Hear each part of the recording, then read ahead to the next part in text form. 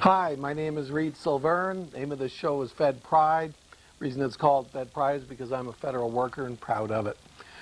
Today, as you see, although I'm not sure that it's that clear, you have the 25 freeway behind me, and this is on the website Zillow, which is really a real estate website. It also has satellite pictures and comes up with a really nice satellite picture. And what you see over here, if I can get the cursor on the screen, is Colorado Springs. And the reason I have Colorado Springs on the background today is because our wonderful tabloid news, and of course I would never contribute to tabloid news on this show, although I've done it before and I'm doing it right now. The head of the Evangelical organization in America is a guy named Ted Haggard, the Reverend Ted Haggard. And the Reverend Ted Haggard just kind of got himself into a gigantic mess. And what this mess was is apparently a gay prostitute got on a talk show and accused him of hiring his services. I'll try to keep it as nice as I can. And this is the head of a 14,000 member megachurch in, of all places, beautiful Colorado Springs. Colorado Springs is also the home of the Focus on the Family, one of the biggest lobbies for the Christian right. And it's also the home of the Air Force Academy, which of course is a really good thing anyway. So, and which I support 1,000%. And don't get me wrong, I like evangelicals, I like the evangelical church. However, this is getting to be a big tabloid story, and it does have its kind of almost comical aspect to it, in that any story where somebody who is extremely pious is exposed as being hypocritical always attracts attention.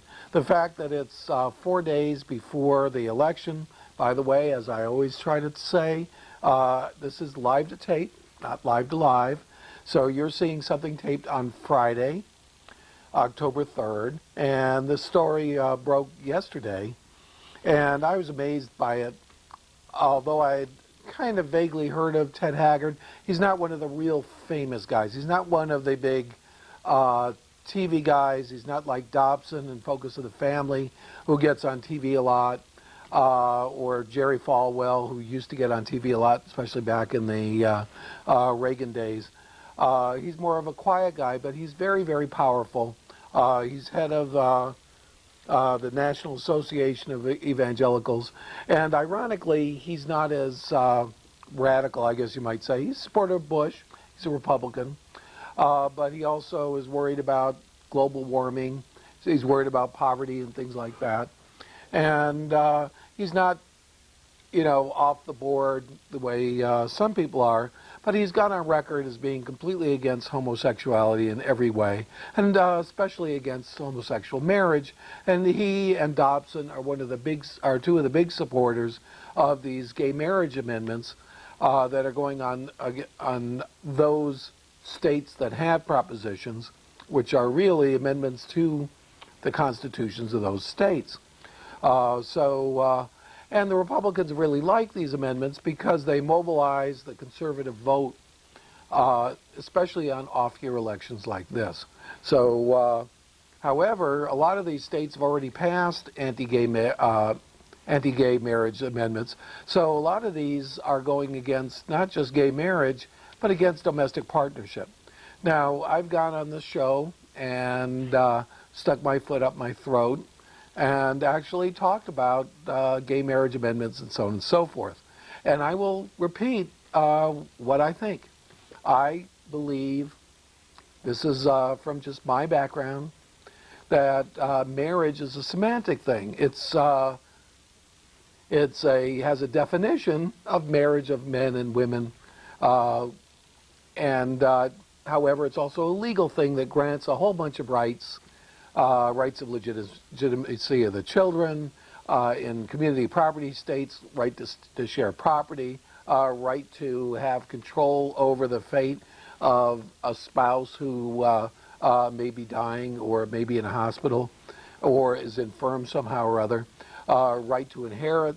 There's all kinds of rights that married couples have, or the other one spouse has, compared to the other spouse.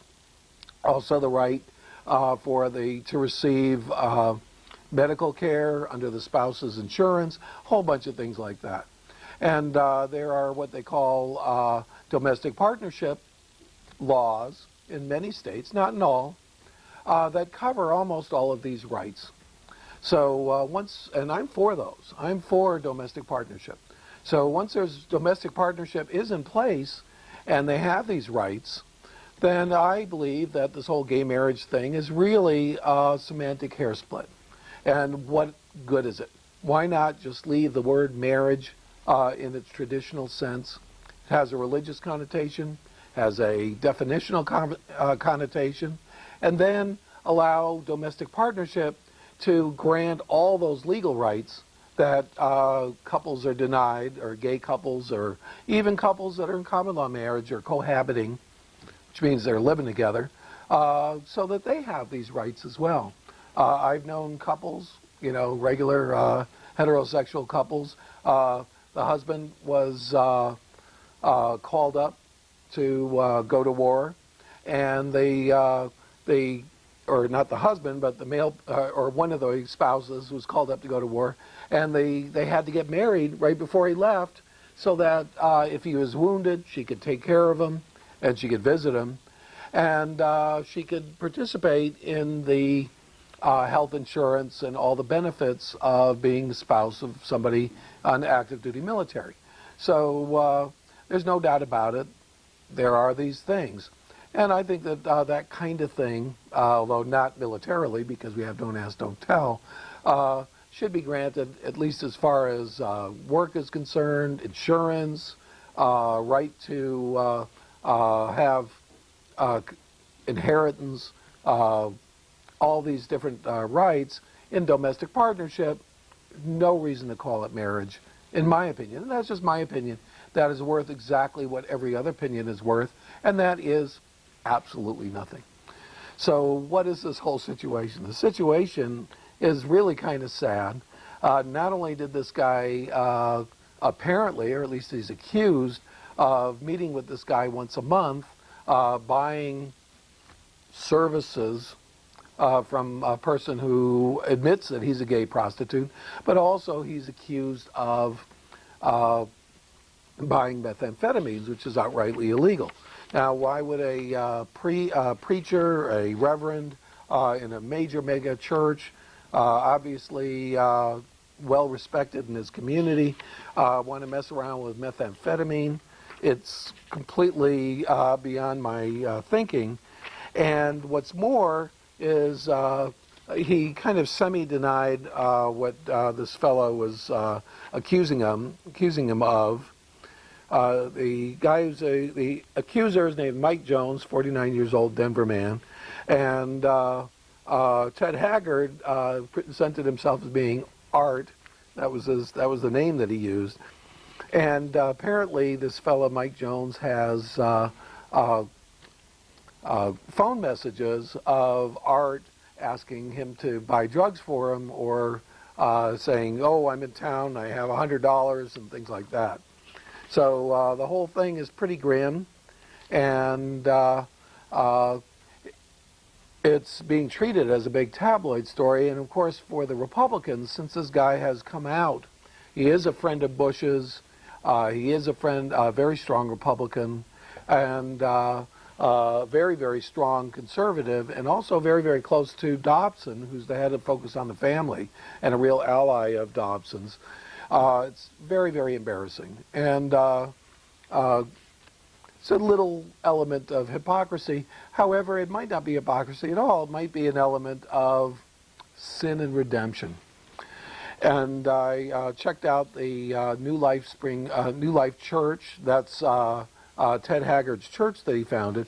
Actually founded it in his basement and built it up into a mega church. And they were building a mega church right next to the Air Force Academy.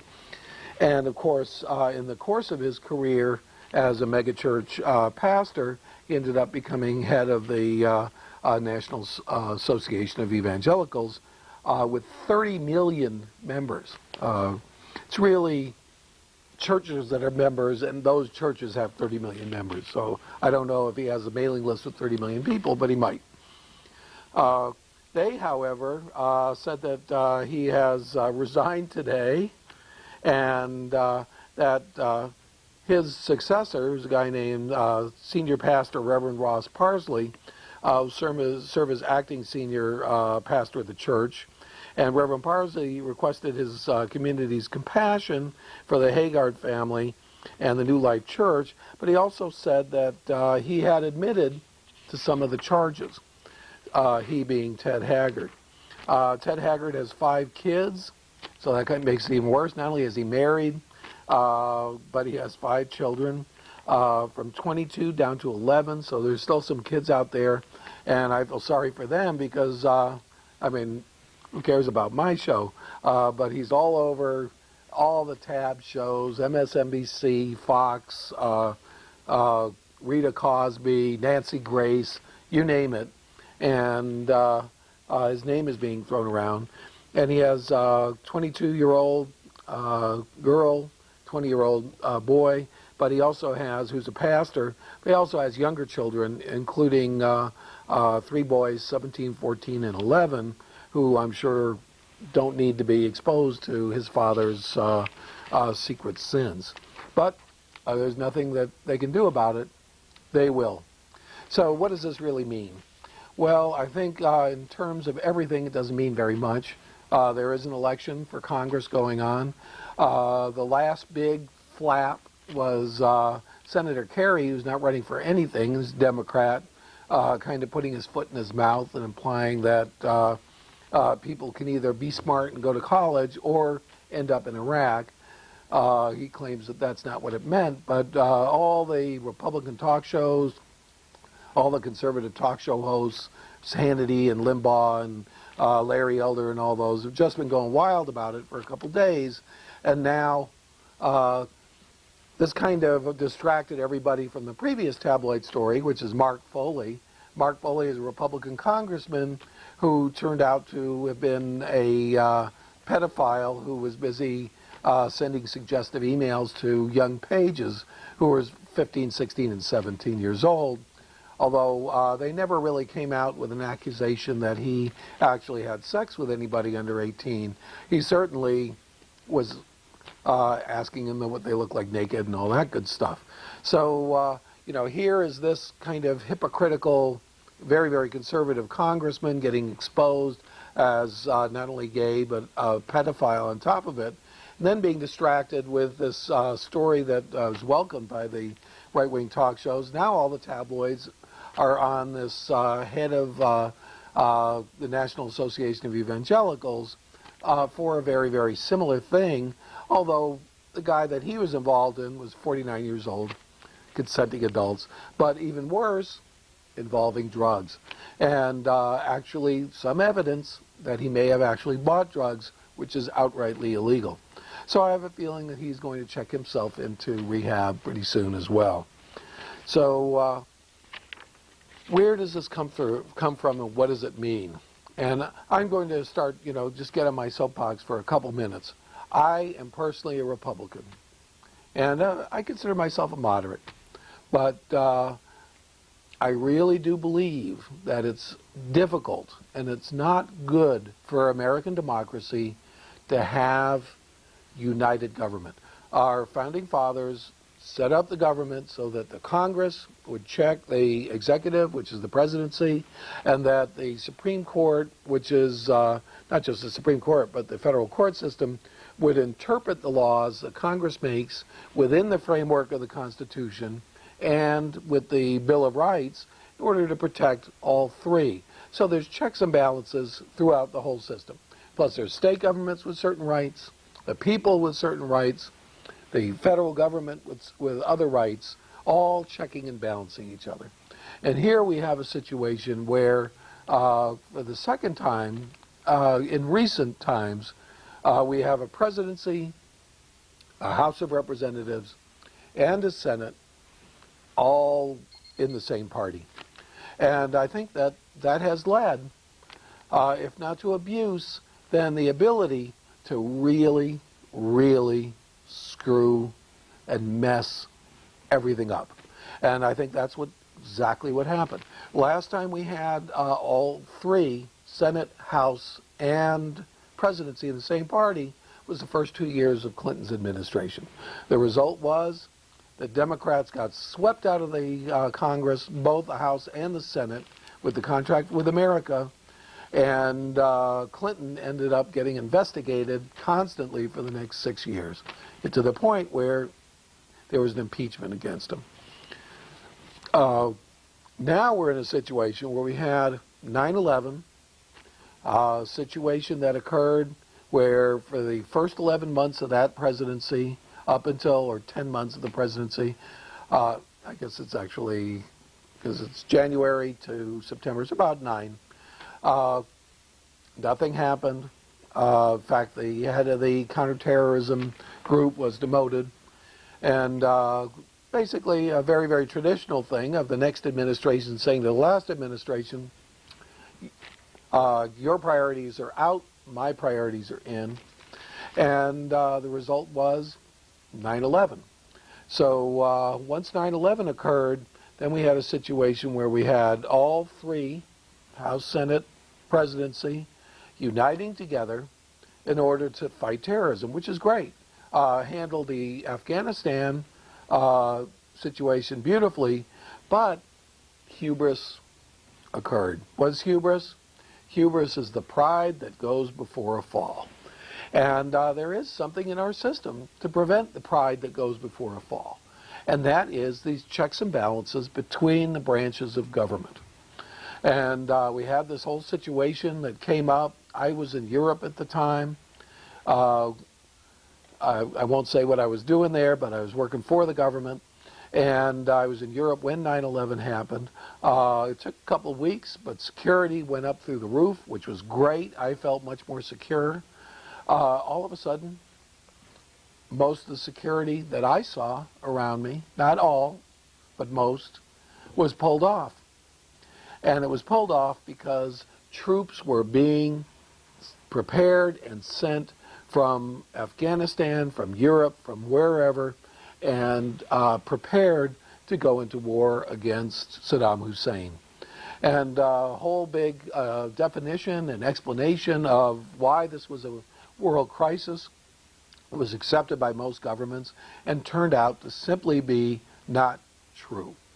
Now, there's no doubt about it, Congress was stampeded, and nobody in Congress, or very few people, were willing to look at it twice and look at this weapons of mass destruction argument twice, because they didn't want to be accused of being soft on terrorists. Terrorists had killed 3,000 Americans. However, ended up, Saddam's regime was not in bed, at least with Al-Qaeda. They're in bed with other terrorists, but not Al-Qaeda. And in fact, within the Islamic world were their enemies. And even more so, that they had been faking that they had a nuclear program. The nuclear program had actually been dismantled during the 10 years that the IAEA was in there trying to control it and dismantle it. However, he threw out the IAEA inspectors and was trying to pretend that he was powerful and strong. This was Saddam Hussein, which of course led to missteps on all sides. So would a Democratic Congress in force, or at least one House, not being unified with the president, have done anything at that time? Probably not. Congress probably would have gotten along with it. And I have to admit, I was completely for the war, and I still am. I thought that Saddam Hussein was a homicidal maniac. But I even told my friends at the time, especially my German friends who were against it, that we should wait to take on Saddam until we've captured Osama bin Laden, until we've captured Zawahiri, until we've settled out and won the Afghan war, which I didn't feel we had at that point, until our people overseas, of course I was one of them, was secure. So that naturally didn't happen. So what's the bottom line? The bottom line is without checks and balances, you end up with everybody going the same way. And the House, the Senate, the talk shows, Fox News Network, the president, a lot of the media, basically the people united, as they should be in a time of war, all going in the same direction. And it's hard to say, there's no voice out there to say, hey, wait a second, that is the wrong direction. Now, the only voice out there that really slowed things down a little bit, oddly enough, even though we have a very conservative Supreme Court, was the Supreme Court. And even some of the conservative members who had been selected by Republican presidents went ahead and objected to, for instance, the military tribunals, basically saying the military tribunals are unconstitutional, especially when applied to American citizens. Big shock to Rumsfeld and his folks, and big shock to the president, because Congress had never approved the law.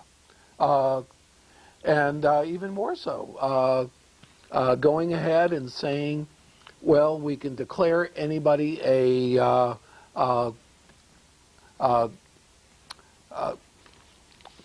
combatant that we want to, when in fact they can't. And we can suspend habeas corpus for combatants when the Constitution doesn't say so, especially for American citizens. So even though the Patriot Act was passed by Congress, even though the authorization for the war, there was also the FISA, which is the Federal Intelligence Surveillance Act, says you can only do surveillance based on secret courts, and basically making it very, very easy to authorize that surveillance. And the administration didn't want to follow that. And the Supreme Court said stop. Said, you didn't get Congress to change that law, which they didn't. And came back that indeed Congress had not changed the law. The administration said, well, when they authorized the war, they authorized the president to do anything. And of course that hadn't happened either. Now in fact, there was a case where habeas corpus was suspended. A state of emergency was called. Basically all of the systems of democracy were pulled down by the president during a national emergency, and that was during the Civil War. Habeas corpus was suspended, and they went around and they rounded up disloyal people, pro-Southerners and pro-Confederates throughout the North. However, and that was another case where both houses of Congress and the president were all in the same party. But that was Lincoln, and that was a Civil War. That was a worldwide and absolute threat to our entire existence. Not that terrorism isn't. However, if you're going to declare a state of emergency that says that we can do anything we want and that it's absolutely vital, you'd think that they would do what Lincoln also did, which was have a draft, be able to draft people into the army to protect this country. That never happened. And in fact, taxes were not raised to cover the cost of the war. They were lowered. So we have a situation where there's no checks and balances. And I'm going to talk just for a second about one thing. In the last military procurement bill, there was a secret provision to get rid of, let's see if I can find the name of the organization. It's the Inspector General over Iraqi Reconstruction, Bowen's office, and he's the guy who found the people of the CPA with $500,000 in cash from contractors and closed down some contractors who cheated and lied. And he is being laid off. His office is being just completely dismantled. And it came up during a conference, and nobody knows who put it in. My name is Reed Silverne. The name of the show is Fed Pride. The reason it's called Fed Pride is because I'm a federal employee, proud of it. Thank you.